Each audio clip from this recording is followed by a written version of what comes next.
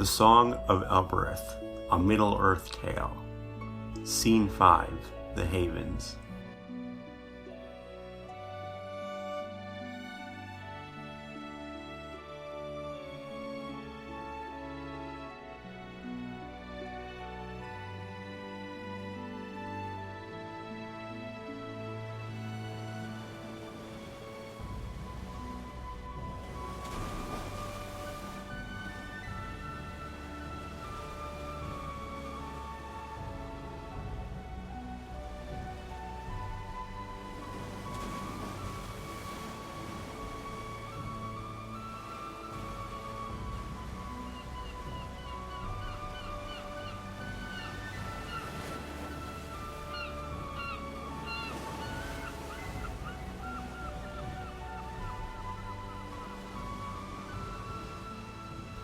It was many days before the group arrived at the beginning of the Sea of Belager in the Gulf of Lune, where the great havens lay in silence among the rolling waves. Berindir dismounted and walked through the silent seaport with its archways and columns and westward-facing towers, and came to the quay where he looked out over the shimmering ocean. Rhaeloth followed him without hesitation, but Earelda and Dinfea took a moment to follow, wondering in delight what the sea was truly like. The wind stirred the waves as they stood before it, and the spray splashed them playfully, it seemed. There was a little white ship lying at the pier, with curved wings, like the wings of an albatross. There was a golden star on the sail. Berindir was gazing towards the horizon with glowing eyes, as if he, too, were being called over the sea. Oh. My lady? She calls me. I have to find a way. But she stopped to look at the sea, and her heart sank, for no one knew the terror it held for her. She had watched her younger brothers swept out to sea in a storm long ago. It was far worse than orcs to her mind, for tragedy was expected at the hands of orcs. But she had thought of the sea as a friend, and felt the same as though she had been betrayed. Now here she stood, called over to the waves. To Valinor? I have been waiting for you. The group jumped in surprise at the appearance of an ancient elf in long robes of grey, with eyes sharp yet full of starlight, and he was taller than Berindir. The elf bowed to Earelda, who knew that he was Cirdan the Shipwright, master of Mithlond, whose ships bore the elves across the sea to Valinor. Your ship is ready for you. Is not luck been good? Built by the hands of Lord Earendil and myself, now set sail into the heavens, but it bears the sign of his star, and named Awenith, for Elwing his bride. Why would we need a ship? I have heard the call of Elbereth. It was she who warned me of your coming. You are to set out. No, not to Valinor, to Earendil's home in Avernien, sunk beneath the waves when Beleriand fell. And those were the shadows I saw in the ocean. But I'm afraid of the sea. Berindir and Rhaeloth looked out. There seemed to be nothing to fear. It was a beautiful day, and the ocean seemed at peace. This is beautiful, Earelda. Why do you look so afraid? I thought the elves loved the sea. Were the elves not born over the sea as I've been told? That is true, but I fear the ocean. For my father's mortal parents died at sea, and so did my younger brother. If there is a Vala of the stars, surely there must be a Vala of the ocean. You speak as though you do not believe it.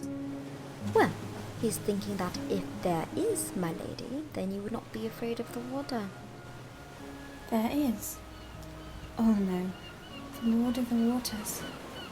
He alone has never abandoned my people, nor men. She hesitated, then knelt at the water's edge. Closing her eyes, she recalled the song given to her by Arwen, that the Queen of the Valar might answer and send aid.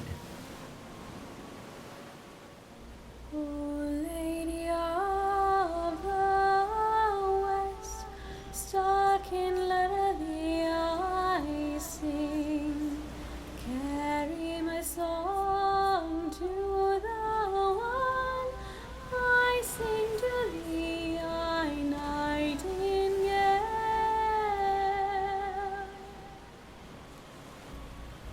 The water drew back with the waves in foaming crests, softly pooling around her hands before falling back again and pulling at the little boat as if eager to draw it out to sea. Earelda walked the path the water had made, and Berindir lifted her into the ship. The wind filled the sails, and they looked towards the west and wondered. Night fell, and it was the first of many. The moon passed silently overhead, followed swiftly by the sun. But ever the waves drew them on, and a steady wind filled the white sail and bore them west. Sometimes the waves were as clear as glass, and they saw ruined hillsides strewn with skeletons of ancient homes. Berindir stood, handling the sail, while Rhaeloth spent her time, either at the tiller playing her flute or up in the rigging to feel the wind on her face, vexing her brother. One night the breeze left the sails, and the sea fell silent. A feeling of expectation settled over the group. Rhaeloth lay with her head on her brother's knee, resting but alert.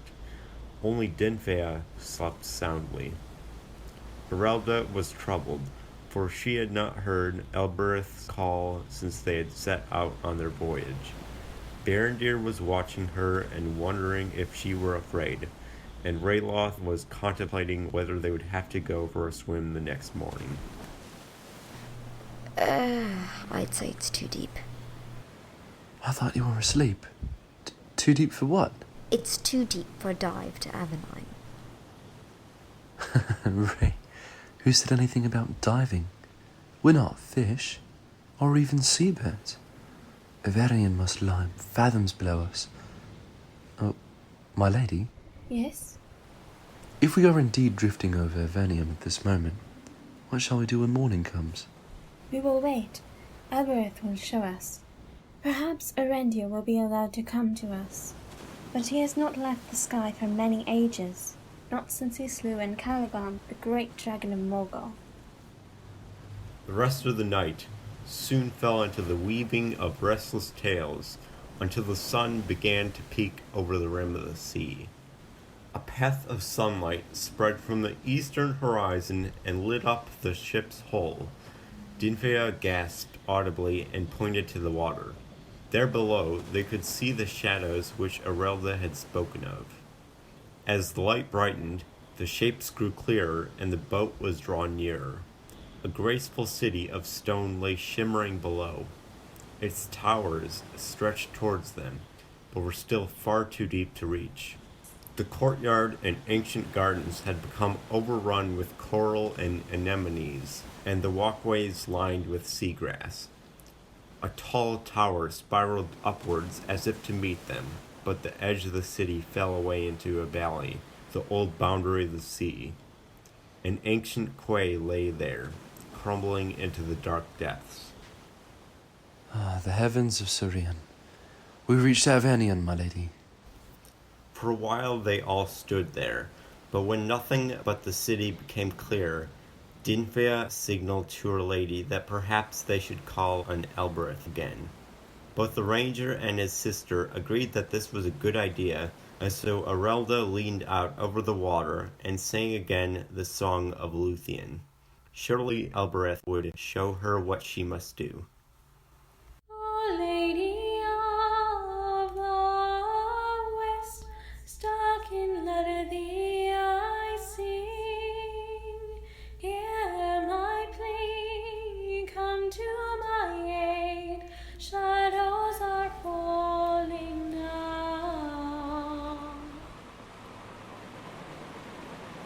The water began to lap against the sides of the boat, and ripples began to spread as if some violent breath was upon it. Earelda drew back, staring at the waves as the boat began to rock violently, and the gulping waves half-drowned the crew. Berindir, it's a whirlpool! What kind of an answer is this? Dinfea, grab something quickly, or you'll drown. By now the boat was being tossed violently, and Dinfea was flat on the bottom of it, struggling not to be buried by the seawater. Berindir had been thrown against the side of the boat, and Rhaeloth was clinging to the rigging, struggling to keep the boom from whipping around and throwing them all into the water. Dinfea looked despairingly at Berindir, signaling desperately for him to get them out. Why should I do anything?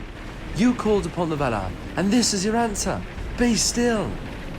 All the same, he dragged himself upright and seized hold of the ropes just in time for a sudden wave to strike the boat.